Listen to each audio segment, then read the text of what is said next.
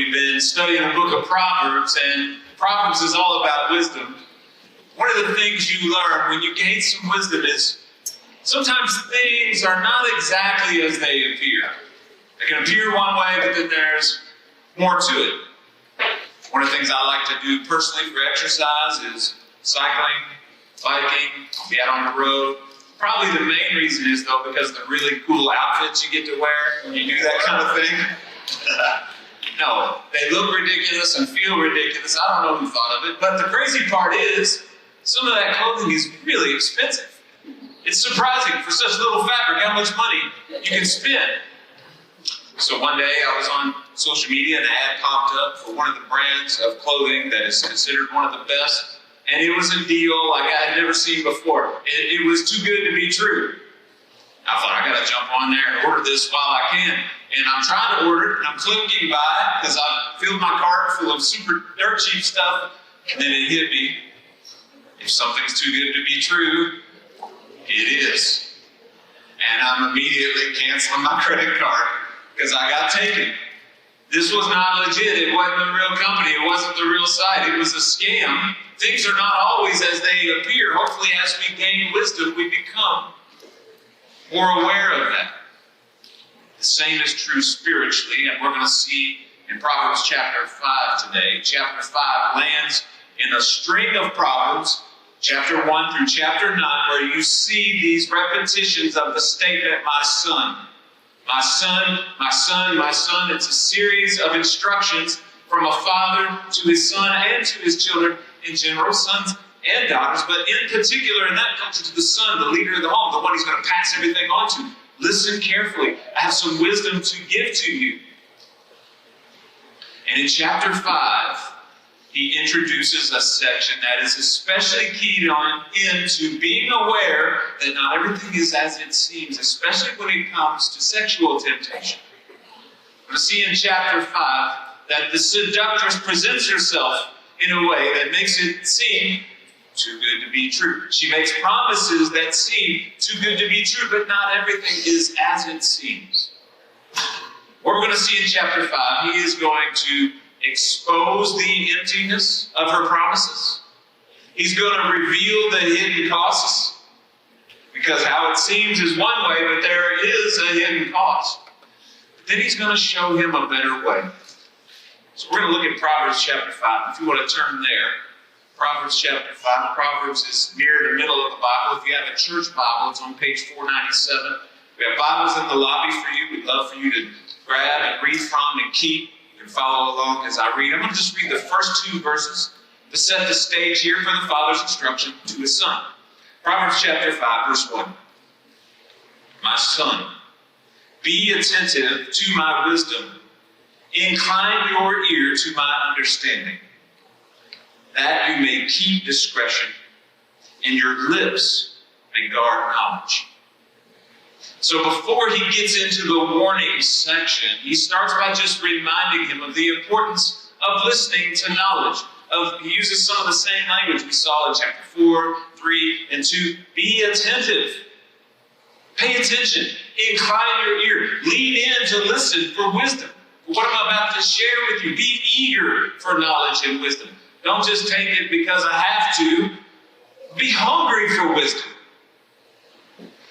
Then he does not just remind him that wisdom is important. He's going to do something here that he hasn't really clearly done yet, which is to tell him part of the purpose of this isn't just about himself. He says, be attentive to wisdom, that you may keep discretion, and your lips may guard knowledge. You don't just seek wisdom only for yourself, but also for the sake of others. What he's referencing here in this verse, this is a hint at a verse in Malachi. So if you want to flip over there real quick, Malachi is the last book in the Old Testament. If you get to Matthew, Mark, Luke, and John, if you see that, flip back to Malachi chapter 2. Malachi has a lot of themes in it that set up the New Testament. One of them is this warning section in Malachi chapter 2, where he is rebuking the priests who haven't done what they were supposed to do. So if you look at Malachi chapter 2 and verse 7, the lips of a priest should guard knowledge. That's that same language here in Proverbs 5. The lips of the priest should guard knowledge. That's the role of the priest, the pastor, the Bible teacher, to care for knowledge, to communicate it in a way that values and honors knowledge. I'm not in it teaching for myself, but also for the good of the whole church. That is a weight of responsibility we should carry carefully. And so he's saying to the son, part of your role, you seek wisdom, not just for yourself, but you're carrying something, a responsibility for the others in your life as well. The way you act, the way you speak, the way you live doesn't just affect you. It affects everyone around you. And of course in Malachi, that's the call to the priest, to guard your knowledge. People should seek instruction from his mouth. He is the messenger of the Lord of hosts, but you have turned aside from the way. It's a rebuke to those who have neglected their role. And so back to Proverbs, the father saying to the son, don't end up like that. Care for knowledge, keep wisdom, seek discretion. Use it, and it's not just about you. It's about others who are around you now. Here is where he enters into warning him about the empty promises of the seductress. And he does it by comparing his lips to her lips. Your lips are for guarding knowledge, but notice how she uses her lips. Look at verse 3. The lips of a forbidden woman drip honey, and her speech is smoother than oil, but in the end, she is bitter as wormwood. Her lips, his lips, are meant to guard knowledge, give life, pour out to others. Hers are meant to seduce, to mislead, to misdirect. And of course this applies to female and males who are seeking to mislead others in this arena. Interesting thing of the imagery here is the use of the word honey. You know, honey is a nice food to have. We probably don't use it as much as they would have in this culture because you can't just go out at this time and buy a bag of sugar at Kroger. If you want something sweet, it's going to be fruit or dried fruit or honey. There's a cost to gathering honey. It's not easy. You know, we have people who do that for us. We don't have to risk getting stung by bees, but not an easy thing. And honey is so delightful. When you have had nothing sweet, the taste of honey on your tongue. In fact, one of my favorite snacks is just a spoonful of peanut butter with some honey dripped on top. I could eat that, I think, probably endlessly. The problem with honey, though, is it doesn't really have depth of nutrients. It has great taste, but it's not going to sustain you if that's all you eat. You won't be around very long. It has an emptiness to it, an empty promise. The taste is great, but ultimately it's not going to satisfy. In fact, here, that is her temptation. Taste the honey. It is good. It is good for you. It will bring satisfaction and joy, but no. No, in fact, look at the warning. The lips drip honey, speech smoother than the oil, but in the end she is bitter as wormwood, sharp as a two-edged sword. You know, part of the important thing to do in life when you are considering anything is to consider how it might turn out down the road. So many things seem great on the surface. So many things seem so pleasant and enjoyable and even fun. And I mean, that's part of the great allure of sin, is that it is actually can be quite fun. But that's not the whole story. You have to consider what the end may be. The book of Ecclesiastes is famous for this. If you flip over just a few pages to Ecclesiastes chapter 7, Solomon would have experienced the great depth of pleasure in life. And Solomon, in fact, the page number will be on the screen, but it's just, Ecclesiastes is the next book past Proverbs. Solomon would have experienced this. He would have known. And in chapter 7, verse 8, he says, better is the end of a thing than its beginning. Better is the end than its beginning. Meaning we all have started into things, and they seemed great, and didn't finish well. Some of our marathoners understand that dynamic. Many start out vigorously in the race, maybe sprint out ahead of you, and then you run right past them at about the halfway mark, and maybe they don't even make it to the end. The end of a matter is better than the beginning. Consider where things are headed when you enter into them. And when you hear the tempting of the seductress, consider where this will end up. Get the whole picture. Don't just buy into her empty promises, because the end is not sweet honey, it's bitterness. It's wormwood. You don't even have to know what kind of plant that is to know I don't want any part of that, just based on the name. Here's what it is. Here's how you could relate it in our culture. It's not honey, it's antifreeze. Antifreeze, I've not tasted it, but I've heard it's sweet to the taste. That's why animals sometimes will be tempted. If you have an old car, like I may have had at times, that leaks some radiator fluid here and there, they will lick it up. But it is poison. It is sweet to the taste, and it's poison. It tastes great at the start, and it's poison, and where it ends up is verse 5 and 6. Her empty promises ultimately lead, in Proverbs 5, her feet go down to death. Her steps follow the path to Sheol. She does not ponder the path of life. Her ways wander, and she doesn't even know it. The path she's on, it does have an end, and it's death. Don't be naive. If you are entering down that road, recognize, acknowledge where that's headed. It's death. The appearances are great. Things are not always as they appear. The path is death. Don't go down that path. Here is the warning. The Father here with his Son is exposing her empty promises. She's making great claims, but it's not the path you want to go down. It's not going to end well. Consider the end of a thing, not just its beginning. Don't be deceived by appearances. Now, he's not just exposing her empty promises. Here are the claims she makes that are great. But he's also going to, in this next group of verses, point out something else. Not only are the claims not what they appear to be, but there are hidden costs that she's not telling you about. That's how they get you, right? With the hidden fees. Anytime you sign up for something. It's just $1 to sign up. I think it'll be $100 next month, but it's just $1. That's all. Those hidden fees, those hidden costs, they don't tell you about on the front end. They want to trick you into it. And then they'll tell you about those later. There are hidden costs to going down this path. And he's going to warn the Son of that here. Look at verse 7. Now, O sons, listen to me, and do not depart from the words of my mouth. Keep your way far from her, and do not go near to the door of her house. The warning here, first of all, is create great distance between yourself and this temptation. Don't even get close. Stay far away. Don't come up to the edge and say, I don't know how it happened, but I got tempted. Well, you walked right up to her door. What do you expect?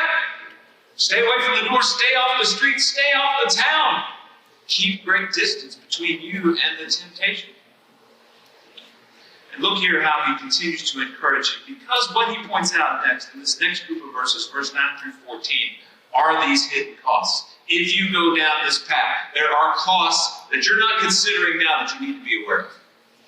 And he gives us a list here, 4 or 5 different costs to consider. Look at verse 9. Here's what will happen. You go into her house, you give your honor to others and your years to the merciless. Don't be naive. You're giving up your honor. You think it won't matter. You think you're having a great time, but there are those who are observing and see, and there is a cost to your honor, to your respect, to your integrity that you aren't considering right now. So there's the loss of honor. Look at verse 10. Lest strangers take the fill of your strength. There's a loss of youthful vigor, and here's what I mean by that. There's only so many years of young, youthful energy you have. They seem endless when you're young. Some of us know they're not as endless as we thought they might be. And if you give that strength to the forbidden seductress whose path is empty, and though it seems great in the moment, if you give those years of strength to her, You won't have them to give them to the things that last, to the things that will matter long term. Invest those years now in the things that will matter long term. Those will be taken. Those will be stolen. Your strength will be stolen. Another warning, another hidden cost. Your labors go to the house of the foreigner. The things you've worked so hard for, the money you have earned, it's going out the door to others. And this one's a little obscure because maybe you're not just giving your money to her. Maybe you're not just spending money freely. But that's often what goes hand in hand with pursuing the life of sin. At another layer, there is a greater cost to society with promiscuity. It's weird that our world doesn't really want to acknowledge that and consider that. Man, but the cost to society from those who have lived loosely in their morals, from those who have ended up families decimated, split apart, children out of wedlock, children without fathers in homes. The cost to society is incalculable. It's enormous. You just look at the statistics. It's crazy. Crime rates go up in homes without a father. Education rates go down. Income rates go down. Longevity goes down. There is a huge cost, not just to myself, but to all of society. And that's not to shame anyone who's in that situation. God works through that. God redeems that. But that's still not his best plan for humanity. Don't be naive to that. Don't ignore the hidden cost to the temporary pleasure. Verse 14, he gives another one. I am at the brink of utter ruin in the assembled congregation. Meaning, he has gathered before a group of people. The setting here is almost judicial and overwhelmed with shame. There are oftentimes our poor choices will lead to a public element, a level of shame among those we want respect and honor from. I think the hardest one to read in this list, though, is verses 11 through 13. He says, at the end of your life you groan, when your flesh and body are consumed, and you say, how I hated discipline, my heart despised reproof. I did not listen to the voice of my teachers or incline my ear to my instructions. What you hear with him reflecting here is the voice of regret. He gets to the end of his life and he sees, I should have listened. I ignored the wisdom of those who have gone before me, and look at where I am now, and it's too late. And maybe it's not entirely too late. Maybe this is a young son still who can change his path. But that's not where you want to end up. And we all have regrets. You don't want to keep going down the path. It's going to lead to the huge regrets. I remember hearing John Piper talk about a moment that he experienced. He was a well-known pastor of the church in Minnesota, now leads a whole ministry called Desiring God, an excellent, amazing Bible teacher, very passionate man. And his father was an evangelist, and he would travel sometimes with his father, and they were doing a revival in a church, and God was moving. And he was stirring in people's lives, and John Piper, as a young man, remembers there was a man down on the front row of the church. And he was kneeled in his chair, and he was beating his chest, and all he could hear the man say over and over again, an older man, all he could hear him say, through tears, through grief, was, I've wasted it. I've wasted it. I've wasted my life. I've wasted it.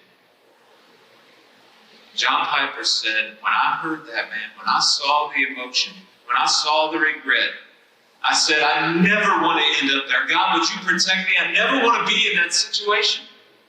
I don't want to be in a place where at the end of my life, I feel this deep regret because I've wasted it. God, I don't want to waste my life. I don't want to waste mine, and you're here because you don't want to waste yours either. And we can't change what's happened in the past. I'm not here to shame you or heap guilt on you for what's happened in the past. But let's move forward in excitement and joy and delight in watching him work in powerful ways in our lives, in the lives of our community. Let's don't settle for these empty pursuits that have hidden costs that are going to take us down a path of death. Now, what I love about what the dad does here, he shows great wisdom. Because we can tell people what to do or not do all day long. The church has often been known for that. Thanks for my list of things to avoid. Thanks for all the things I'm doing wrong. I appreciate you pointing that out. That gets wearisome and tiresome, especially from a father to a son. What he does next, I've exposed the reality of the seductress. I've shown you there is a cost. Don't be naive. There is a cost to your decision. But then lastly, he points him to a better way. It's not just don't do that. Let me point you to a better way. Look at this next group of verses. Look at verse 15. Drink water from your own cistern, flowing water from your own wells. Should your springs be scattered abroad, streams of water in the streets? Let them be for yourself alone, not for strangers with you. Let your fountain be blessed, and rejoice in the wife of your youth, a lovely deer, graceful doe. Let her breast fill you at all times with delight. Be intoxicated always in her love. Why should you be intoxicated, my son, with a forbidden woman, and embrace the bosom of an adulteress? Okay, this section here, let me just say, if you're going to study the Hebrew, have a fan blowing on you nearby the entire time. It is, we can use the word racing even, I think, elements within here. Which means God is not ashamed of sexual intimacy. He wants us to delight in it in the right context. He knows it is good. He created it for us. And what the Father is pointing the Son here to is this phrase, you've heard it before. Sometimes the best defense is what? A good offense. What that means, and I would put it in sports terms, but I'm terrible at sports, so let me talk about chess. When I taught my kids about playing chess, sometimes when someone puts you in a tight spot, they come after your important piece, let's say the bishop, and got you cornered, and you want to retreat. Sometimes the best thing to do is to go on the offense. Attack one of their pieces. Make them go on the defense. Sometimes the best defense is not just to pull back and hover in the corner. Go on the offense. And what he's saying here is, don't just only avoid the seductress. Pursue your loved one. Pursue the wife of your youth. The wording there means the one you chose when you were young. And look, this is important. Let me emphasize this for the young men and women in the room. Remember your covenant. Remember that when you were on the altar together, you said, I choose you. Before God and others, I'm choosing you. Because there will come a day where someone comes along who seems more attractive to you. It will happen.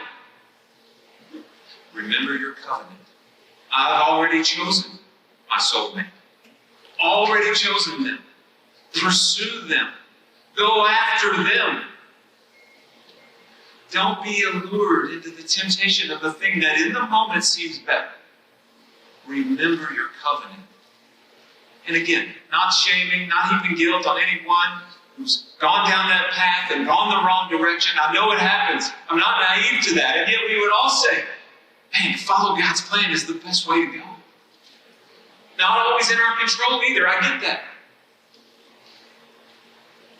But if you're young, if you're hearing this, keep to that covenant commitment before God. Keep pursuing one another. Keep loving one another because that's where you're going to find the greatest joy. In fact, the word he used here, I love this word. Look at verse 19. Be intoxicated always in her love. Yes, this is a Baptist church. Yes, I read the word intoxicated. It seems weird.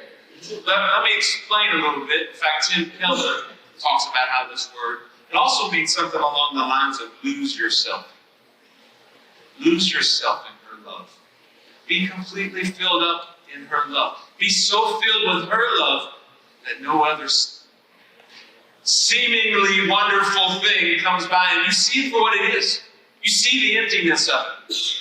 Look at this quote from Tim Keller. We're going to put it on the screen. This is a helpful way to consider this.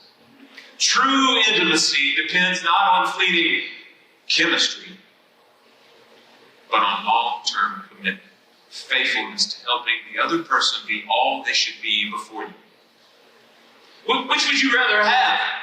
The momentary, fleeting, seeming joy, seeming delight, or the long-term, deep, faithful commitment where the other person is living their life, and a big part of their life is doing all they can to love and serve you, doing all they can to help you experience life to its fullest. They're making you a better person, not tearing you down, not just using you for their temporary pleasures.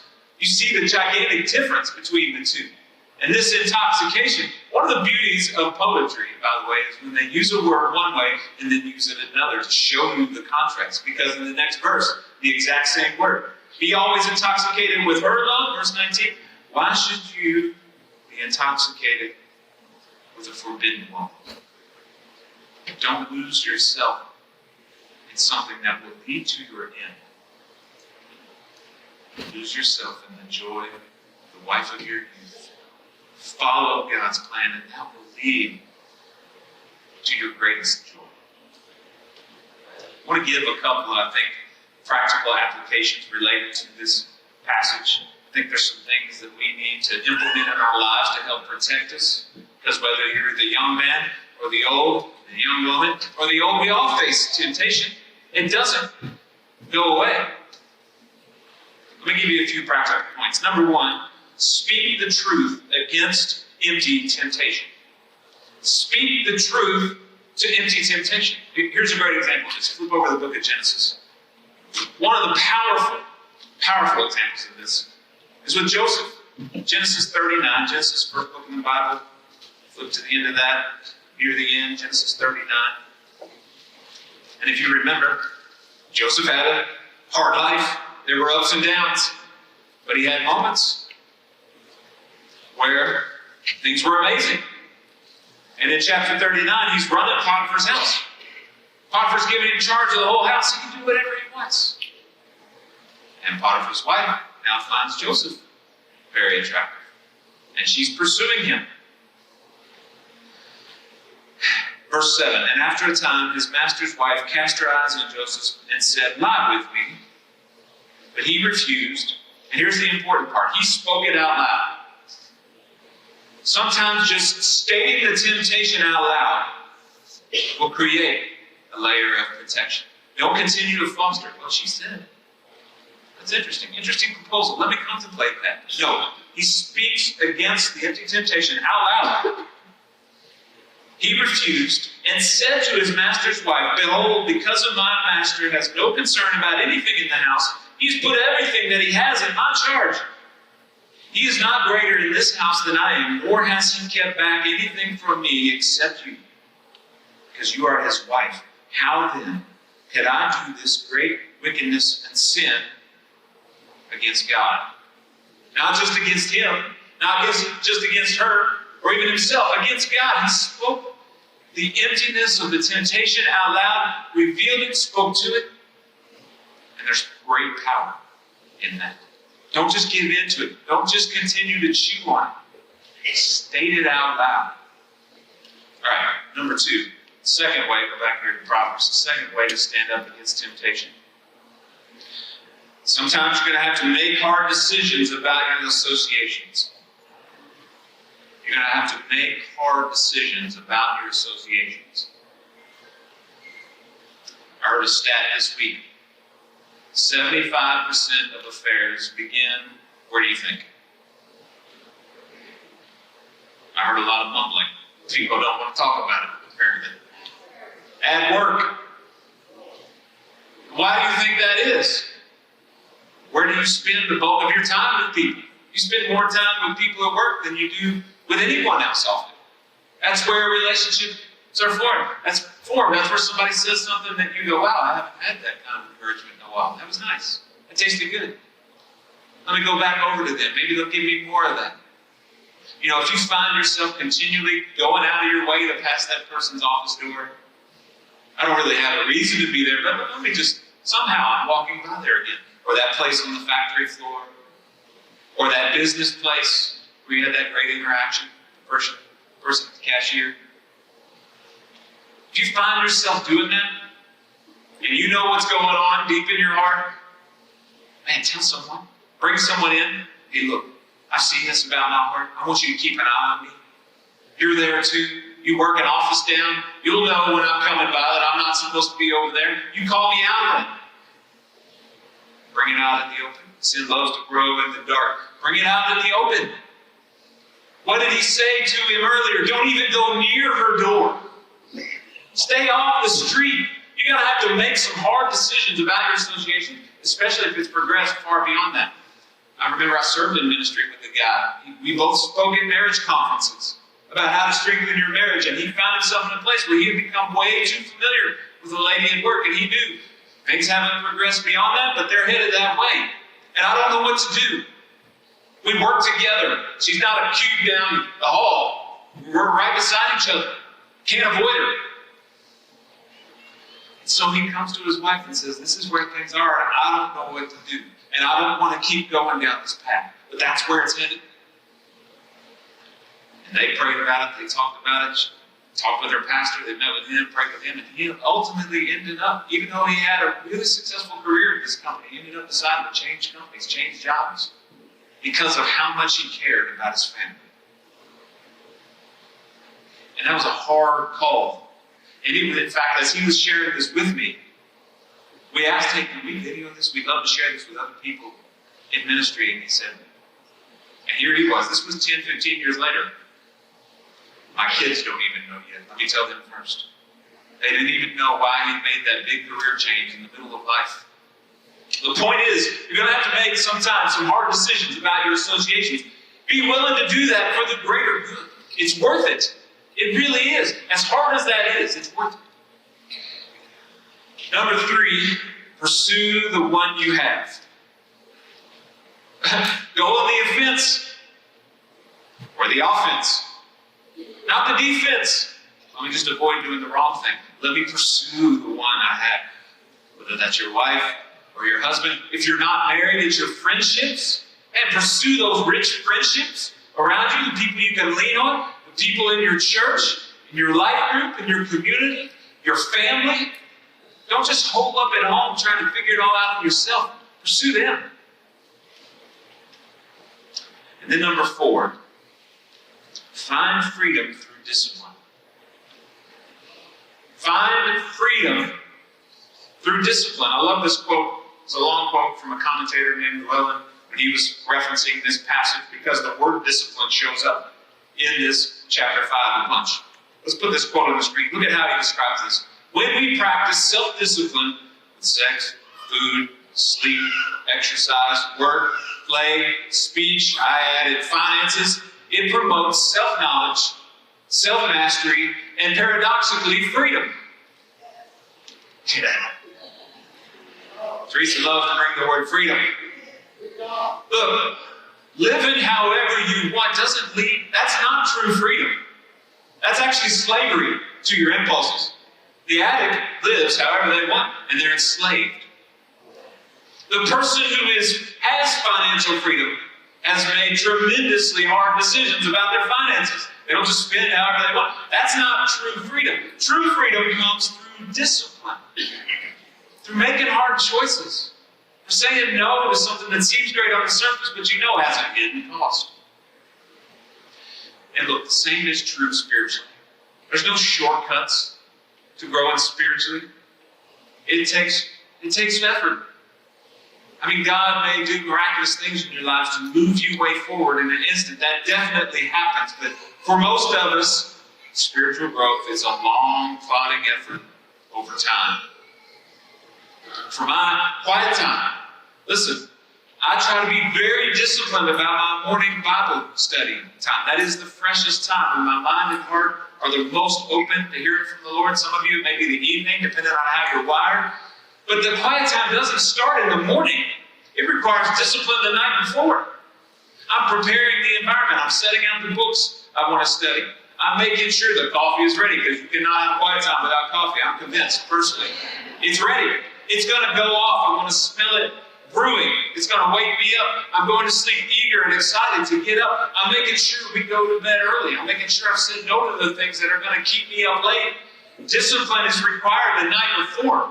If I've not gotten enough sleep, I'm going to fall asleep reading the Bible. I just will, no matter how great it is. It takes discipline the night before to experience the fullness of what it means to connect with the Lord early in the morning. Make those hard decisions in your life to experience the most of what He has to offer. And then I would say also, let me just add, focus on gratitude.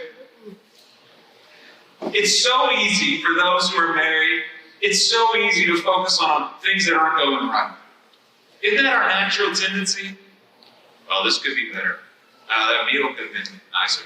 You could have done a better job on that project. The car's falling apart. We tend to focus on all those things. And turn your heart to gratitude. Just for a moment today. Even if things are hard. Focus on gratitude. Give great delight and gratitude for the person God has given you and pursue them. Why do we do this? We do this because we don't walk naively. Look at how the passage ends. Look at verse 21. A man's ways are before the eyes of the Lord. He ponders all his past. The iniquities of the wicked ensnare him. He is held fast in the cords of his sin. He dies for a lack of discipline. Because of his great folly, he is led astray. That word led astray is the same word as intoxicating. You see that word play? Be intoxicated in your love, not in the love of another, for that will lead is death. And don't be naive. Verse 21, a man's ways are before the eyes of the Lord. The way we live, it may seem to be in secret. We may think others don't know, but ultimately the one who matters most, He knows. He knows. We can't hide it from Him. He is the one, by the way. Jesus is the one who set the model for us. He's the one who set the model for us to say no to the temporal pleasure for the greater good. Hebrews chapter 12. For the joy set before Him, He endured the cross. Here we have the God of the universe who puts on human flesh and goes through horrific suffering on our behalf. Man, if He can do that, I can say no to that temporary, empty pleasure that seems overwhelming, seems so important in the moment. And look to Him. Look to His example. He's the one that's gone before you. And of course, leading up to this week, this moment of extra emphasis. Take some time this week and just read through the Easter story. Read through Philippians where it talks about He humbled Himself, becoming obedient to the point of death, even death on a cross. He made Himself, some made a little lower than man. He brought Himself down to our level of love on us. That's what He did for you. Walk in the joy of that and live it out in your life as well. Now, I'm going to pray, but first, just let me encourage you. I've got a couple of important announcements to make. You're going to want to hear them. And they're not about cinnamon rolls. They're about things more important than that. I've already talked about the cinnamon rolls. I'm going to pray, and I'm going to mention a couple of quick things. God, thank You for Your example of enduring the cross for the joy set before You. Every day we're tempted with empty pleasures, things that seem great on the surface, but they're too good to be true. Jesus, would You help expose the hidden cost? May we see that in our own hearts. May we pursue the greater joy in You, the greater joy in the one You've given us, the greater joy in knowing You to the fullest. God, help us to walk in that joy and delight this week. And would You give us openings to talk about You with our loved ones, with our family members, with our co-workers? Would You open that door? Thank You for dying on behalf of us. We love You. Amen.